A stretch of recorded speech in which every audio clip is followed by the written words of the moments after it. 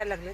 आंबा पण खायची इच्छा झाली, पण मी अगोदर अंजीर मला पिकलेलं दिसलं म्हणून मी घ्यायला आले.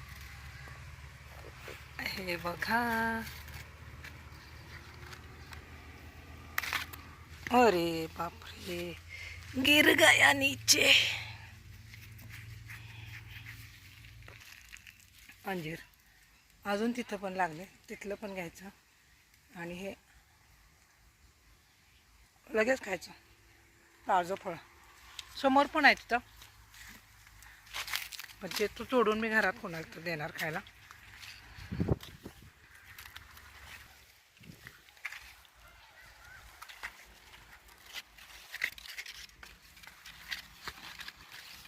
बघा,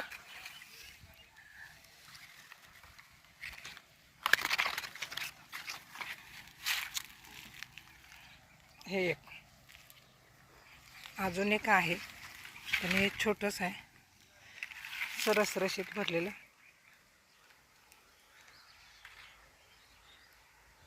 मला वाटतं बदाम आणि काजू हे खाण्यापेक्षा ताजी फळं खाल्लेली सगळ्यात बेस्ट.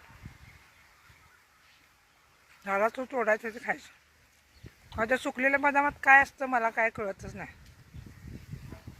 दम नाही सुकलेल्या बदामात. ओली बदाम खावा, सुकलेल्या बदामात काय असणार आहे? काहीच नसणार. आता हे मी घरात देणार खायला, कोणतरी खायचं. पण किती छान लागले बघा, डायरेक्ट झाडाचं तोडून खाल्लेलं फळ. नाद नाही. तर चला मी तुम्हाला आज काय दाखवणार आहे. आता आंब्याचं सीझन आहे ना, सगळ्यांना आंबे खायचे असतात, पण केमिकलचे आंबे अजिबात चांगले नसतात, जे लोकांच्या आरोग्याला घातक असतात. पण काय असतं, लोक सीझनचा आंबा म्हणून खातात. जाऊ दे, मी तुम्हाला दाखवते की आमच्या घरचे आंबे उतरलेत आता, तर बऱ्यापैकी ते संपत पण आलेत. मी तेव्हा काय व्हिडिओ केला नाही, पण आज थोडे काढून आणलेत, त्याचा व्हिडिओ बनवते. बघा, नक्की बघा, तुम्हाला आवडेलच. 2-3 दिवसापूर्वी काय केलं, आमच्यातले आंबे अजून पिकले नव्हते म्हणून म्हटलं थोडं नवं करायला, म्हणून म्हटलं थोडेसे विकत आंबे आणायचे. तर मी 2 डझन आंबे विकत आणले, परंतु ते आंबे म्हणजे असे टेस्ट त्याला नव्हते. पण दरम्यान आमच्यातले आंबे म्हणजे झाडावरचे काढायला आलेले. तर आता हे आंबे बघा, हे आता हे आमच्या मुलगीला देणार आहे मी, मुंबईला ती निघाली म्हणून. तर हे पिंजरात घातलेत आणि त्याच आंब्यांच्या पेटीमध्ये मी ठेवले. पण ह्याला कसलंही केमिकल नाही. पण हे जे केमिकलचे आंबे नाही, हे बघा बिलकुल निस्तेज, त्याच्यात तेज म्हणून नाही, आणि लोक कितीतरी प्रमाणात खातात. आणि आता हे खोबरं पण आमच्या घरचं, तर ह्याला एक वेगळी टेस्ट, कारण ह्याच्यामध्ये केमिकलचा वापर करून या झाडांवर किंवा काय अशी प्रोसेस नाही केलेली. तर हे बघा, घरचे आंबे आहेत हे पिकलेले, आणि हे विकतचे. म्हणजे हापूस आंबा हा त्याचा मूळचा जो रुपडा आहे ना, ते खतमच केले. जांभळं पण घरचेच. तर हे आंबे बघा, आता आम्ही हे असेच ठेवणार आहे, कधी पिकतील तेव्हा पिकतील. घरचं नारळ पाणी, विकतचं नारळ पाणी, ह्याच्यामध्ये खूप फरक पडतो. तर सांगण्याचा उद्देश हा की लोकांना कॅन्सरसारखा भयानक रोग दिसतंय का क्लिअर?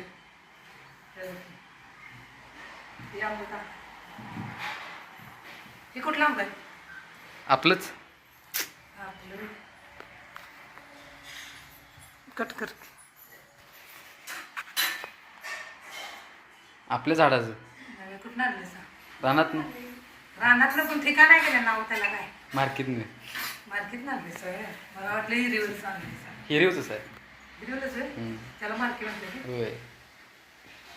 हे बघ आंबा, ह्याला केमिकल आहे का सांग? मी आणलेल्या आंब्यानं ढिगभर केमिकल. हे ओरिजिनल पिंजरात पिकवलेलं आंबं चांगलं आहे का? ह्या आंब्याचं नाद नाही. आणि ह्या आंब्याला हे किती खणखणीत आंबा आहे, कसं आहे, पिकत पण नाहीत लवकर. आणि ती मुद्दा म्हणून केमिकल घालून पिकवलेलं आंबं कसं लागतं, चव लागते काय ना? गोड आहे आंबं, गोड. आणि झाडावर चढून काढलेला आम्ही. कोणी झाडावर चढले? तू चढलेला? किती निघलं ते? किती तरी असते असते.